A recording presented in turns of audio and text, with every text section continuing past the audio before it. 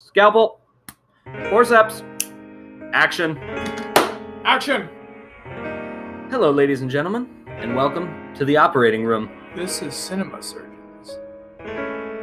Today's patient will be Strawinsky and the Mysterious House. Yes, this is a very strange British animated movie that is actually a Christian movie. A lot of people don't know this, and, well, why are we covering it? Because the meme just died and this is a celebratory, haha, you're dead thing, because, to be honest, the meme wasn't that great. What they were basing it on was pretty interesting and funny in and of itself, but the content that people made wasn't really the best to support the meme, so I understand. Yeah, with some exceptions, of course, because some of them were actually pretty funny. Right. But for the most part, not so much. So, what is Strawinsky and the Mysterious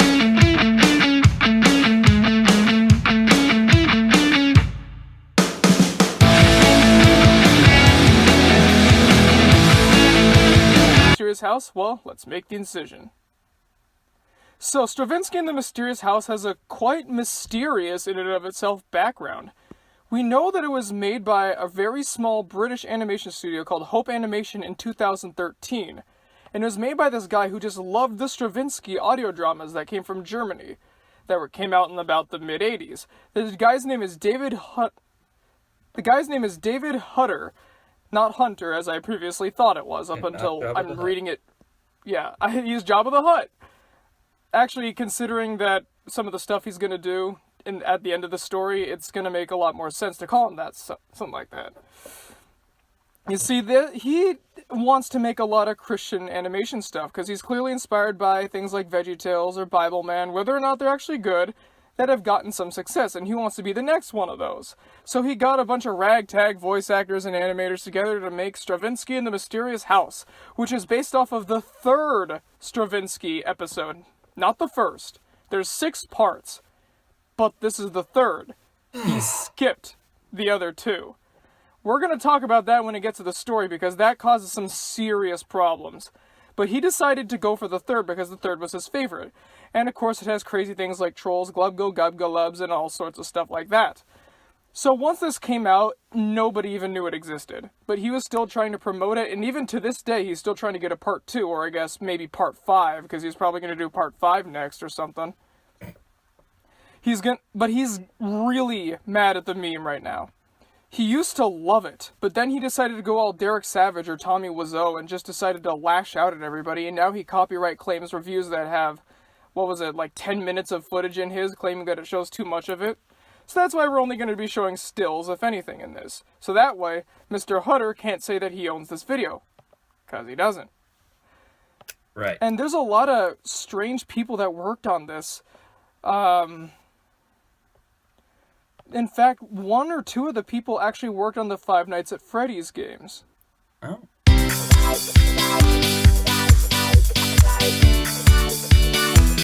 This is a 30-minute film. It's a short, to say the least, but it's considered a film for some reason.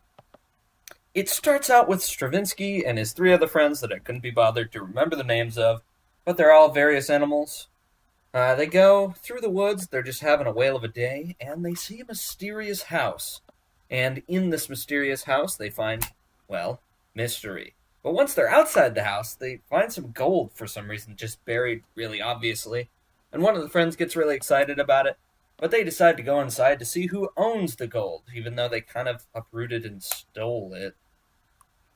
Anyway. But that's okay, because it's England. You're allowed to do anything you want in England. Yeah, you can just dig up people's yards and steal their money. So they go into the house, and they decide, let's go in the basement. Well, all 3 of them, except for Strawinsky, go in the basement. So they decide to go in the basement, and they found a bunch of books. So, they're really interested in all these books, and the 3 friends suggest that Strawinsky goes to look around. But right before he gets to look around, they encounter a really short Scottish man. Sorry, it's a troll. I thought it was just a racist stereotype.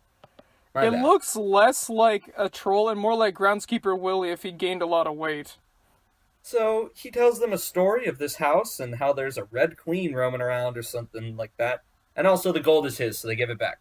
And Strawinsky goes upstairs. He meets a depressed cello who talks about how she used to be with the Red Queen, and she's not anymore, so she's sad.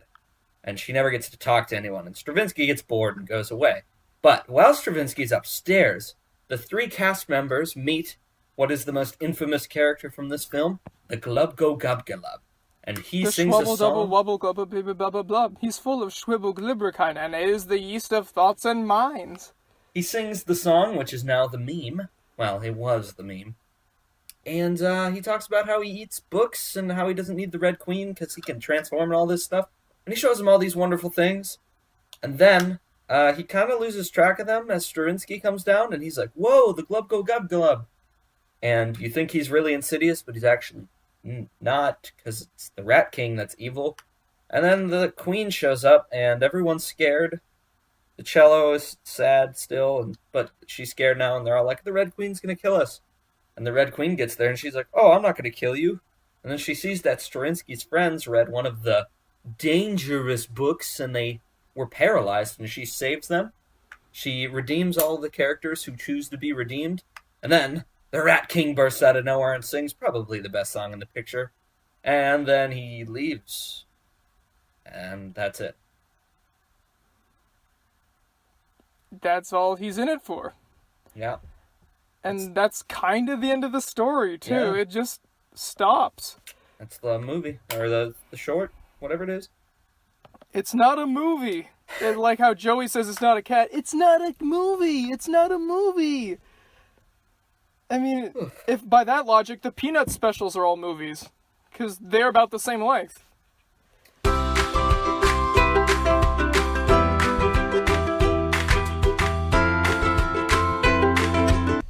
So, as you can tell, this film has a whole slew of issues. I think one of the most blinding ones, in multiple ways, is the animation. Now, I understand the want to assemble a team to make a passion project, but you just need to put a little more time or a little more money into it, because the animation is very dated.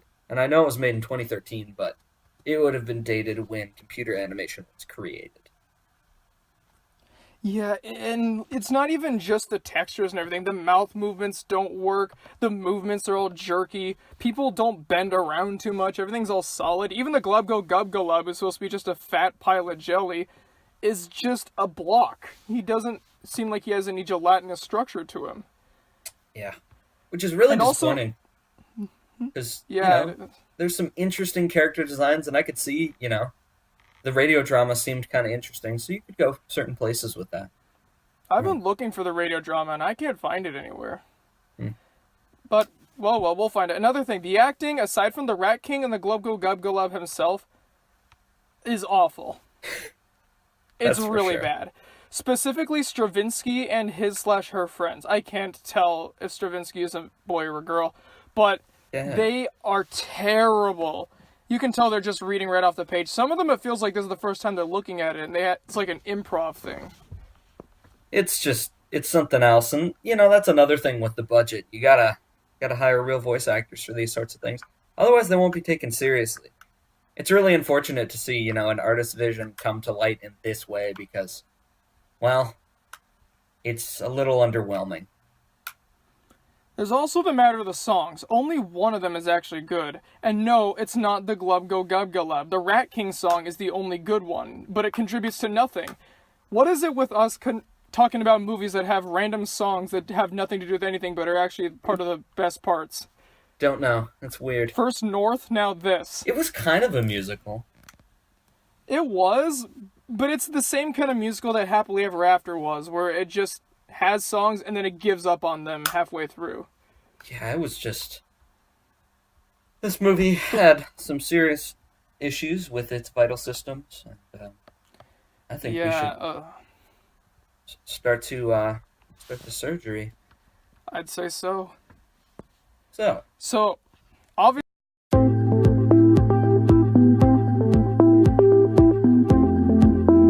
the first part, this is one that I think kind of goes without saying. Adapt the first episode first, Otherwise, you have no idea what's going on. I mean, if you listen to his summary, a lot of it was just having to take a guess at stuff because we don't know anything about what's going on. We don't know who these people are, where they come from, who's Elohim, what does the Rat King have to do with anything. Unless we have to go out and do other research, we're not going to be able to enjoy this. This isn't the Marvel Cinematic Universe. We shouldn't have to go watching all these other things just to watch this one movie.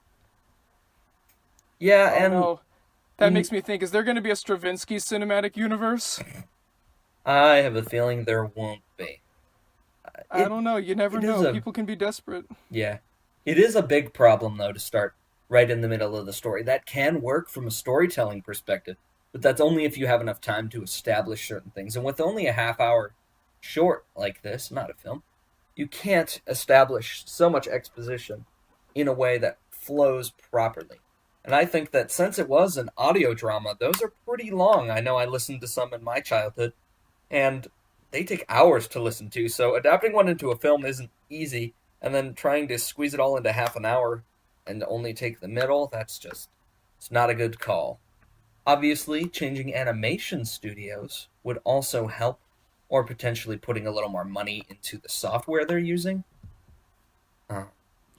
Exactly, and I know he wanted to do it in-house, but outsourcing is a thing. A lot of Christians would be very willing to fund a movie like this, and so you could get at least something decent. Right. Doing it by yourself may be cheaper, but it looks cheaper.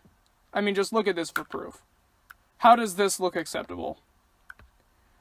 And the guy just beams with pride when he looks at it. He just doesn't seem to realize that it's not good. It just doesn't look good. It's not written well.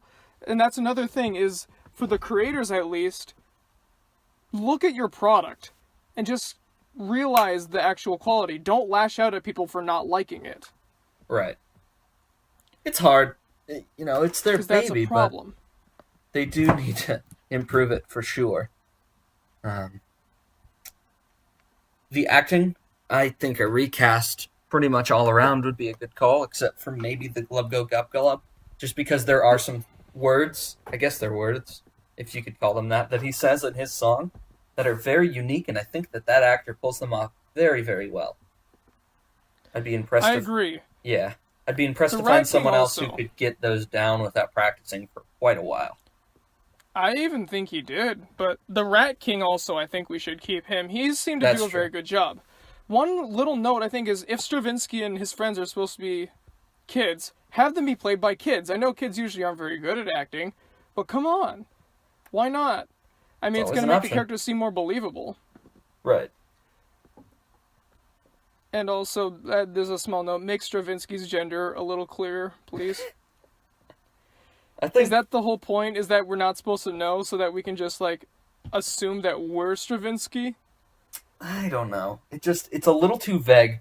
I would actually say, and this is something that most movies do well or do too much of, but put a little exposition in there. Especially if you had to start with the middle of the story like this film does, or short does, you should get a little bit more exposition in there. Add a little runtime. Just something. Give us an opening title crawl or something. Even though those are considered lazy sometimes, they can work.